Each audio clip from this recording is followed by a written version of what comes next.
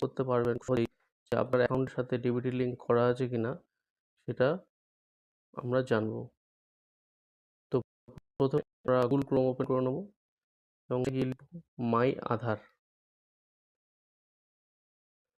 মাই আধার এটা খুলে যাওয়ার পর এখানে ঢুকবো মাই আধারে। তারপর যেদিকে চলে আসলে দেখতে পাবো যে আধার সার্ভিসেস এই অপশনটা।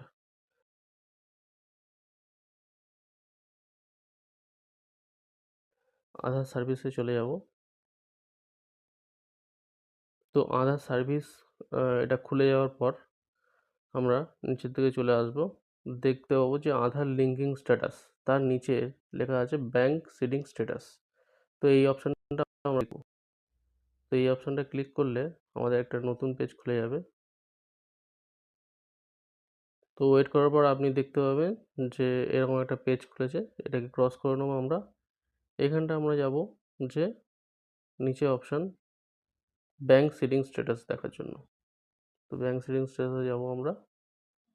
যাওয়ার পর এরকম একটা পেজ খুলে যাবে যেখানে আধার নাম্বার দেওয়ার জায়গা থাকবে। এখানে আপনাদের আধার নাম্বার দেবেন। নিচে ক্যাপচা, এই যে ক্যাপচাটা সাইড করে লগইন উইথ ওটিপি, মোবাইলে আপনার ওটিপি যাবে।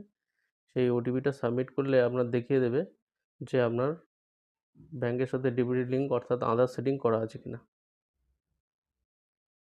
আর যদি আপনার অ্যাকাউন্টের সাথে ডিবিটি লিঙ্ক না করা থাকে তাহলে আমরা আমাদের ডিবিটি লিঙ্ক করার যে ভিডিও সেটারও লিঙ্কটা আমরা দিয়ে দিচ্ছি। ওটা কমেন্ট বক্সে চেক করে নেবেন।